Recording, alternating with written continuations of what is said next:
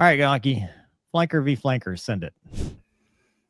It's Instagram. It's hit or miss. Replays. There it Yeah. is. So it's a cool picture. I can't. So it's a really neat video that highlights the thrust vector control of the flanker. It looks like two flankers merging, and they are doing basically the dual Cobra high alpha maneuver rolling around.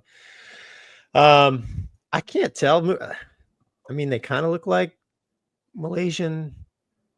Actually, for a second there, it looks like the Su-30, the red and looks like, it says Russian Air Force. There looks like red, white, and blue. It might be, yeah. I mean, Su-30. I mean, if you scroll up, Doug, it says Russian. Does it? Yeah, I think it's a demo team. Yeah, Russian Knights. I thought the Knights fly the regular flankers. I did too, but I'm looking at the paint. It's definitely a white nose. Looks like blue and red in the back. Yeah. Well, I mean, regardless. Anyway. Yeah, regardless. Well, it's a two-seater, isn't it? Yeah, Su-30 is a two-seater. No, this is a back-seater filming it. Yeah. Like, look, see, you can see the guy's noggin. Yeah, it's funny, man. It's just a snippet, right, of two Su-30s coming at the merge, really high alpha. And, the thought through my mind is, if this is the first merge, it'd be a FEM-air. Second, it's like, this has to be maybe second, third merge kind of thing. And then the last thing that comes to mind, because I always put myself, like, as soon as I see this, I'm like, all right, I'm a Hornet. What do I do? It's like, you just got to get in the phone booth as close as you can. Mover, what do you think of this video, man? So Wags, in addition to my ESA and 12 AMRAMs, I'd like this.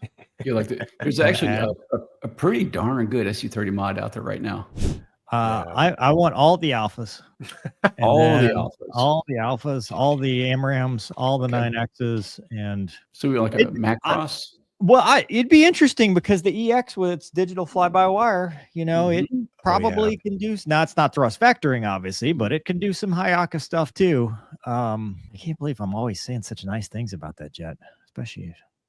What's the EX, dude? It's not really. Yeah, but it's Boeing. It's an EX. Like, it's got Eagle in the name. That's just, I don't know what's wrong with me. But I think it's cool. The last thing that goes through your mind is probably the Fox 2 that hits you as you're a grape out there after that. But cool. Well, so that's Well, Wags, what do you think of that video, man? It's interesting. It's particularly using the thrust vectoring. Yeah, whip the nose around so fast. Or Schlem shot. Yeah. So, they're both high alpha like this, so no one's taking any angles. We're just going to a quick. And kind of like movers saying, the whole Fox 2 thing. So,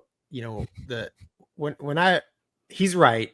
If you go straight high alpha early like that, you're very predictable. Your energy at that point too. You're predictable. You're gonna get smoked. But dude, I'm telling you, mover, the guys that are good, when you know when to use the thrust vectoring, it is it's tough to beat. And you get in tight where you can't use missiles, and it's like, dude. The Malaysian flankers had TVC, right? Oh yeah. Okay. So would they pull that maneuver?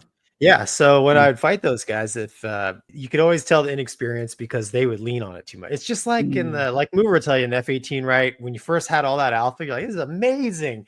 You're pulling nose all over the place. And all of a sudden, you're like, why does it say 48 knots in the HUD? Now this doesn't work. Well, I guess that's the question in my mind is, after you cash all it in, how fast can they get that energy back on the jet? Yeah, exactly. So the flanker is a gigantic, powerful beast. So inevitably, when they would lean too much on the thrust vector control, what happens is they start falling out of the sky. Yeah, exactly. So, I mean, the deck becomes an issue, right? They got to come off that at some point. There has to be some sort of altitude recovery and come off that game. But the guys that were really good, it's almost like they would fight it like I would fight a Hornet. And then when I would do my energy excursion, they would do it, but better. So it'd be more of a assist rather than a crutch. Yeah, there were certain, I can't remember the speeds, but there were certain speeds that they could and couldn't use it. And like I said, it was basically their energy excursion maneuver, and you just can't do it all the time. So yeah, it makes sense. I think it's awesome. Well, let's not it looks cool, and I would love to do it, and I would love to do it with a friend. Yeah, so to speak. Nah, it's fine. I mean, that's cool. Yeah, That's it I mean, is. that's really cool. I would superb. But if I'm on the other side of that, I hope my wingman is Oh yeah. That's what I was going to say. Yeah, for one-on-one, last ditch, to me, it would make sense. But if you're an ACM fight and you got another guy out there, you're kind of, are you putting a big red dot on your forehead at that point? Well, Wags, it's the whole argument of like, well, then why even make fighter planes maneuverable, right? True. Right. So I mean, Yeah. at some point, I mean, know. Fat Amy. right? And I've talked to Raptor guys, Wags, who are like, Yeah. they'd rather have the extra whatever 500, 600, 700 pounds of gas than the weight it took to have the thrust vectoring Oh, really? of the Raptor. Because I mean, I've never flown the Raptor. That's Well, I just would imagine if they get within, BFM range, they screw it up in a major way at that point. yeah. So Well, so you talk about the Hornet as a Viper guy who went to the Hornet. One of the things about the Viper that was nice, yes, you didn't have all the alpha of the Hornet, but it's kind of like your Airbus, Gonky, where it can make an average pilot average and a good pilot average and a bad pilot average. Because if you have that limiter there, and if you're working it even halfway decently, if you just unload, the jet's going to go, oh yeah, let's go flying again. And you're going to get it back. Versus the Hornet, when you've exceeded the aircraft's capability, controls release, feed off, rudder, speed, brake, cannon, style, control. Like you're in a non-flying regime, and the jet's going, dude, I gave you what I had. This is it. So like you could full authority. You could left hand your way out of a lot of BFM errors in the Viper that you could not. Now, maybe with the bigger engines in the Hornet, it would be a little bit better.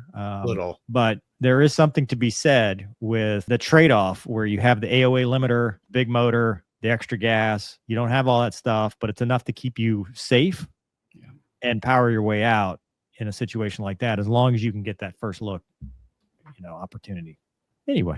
Yeah, it's cool video, man. That flying. I wish we could see more of that.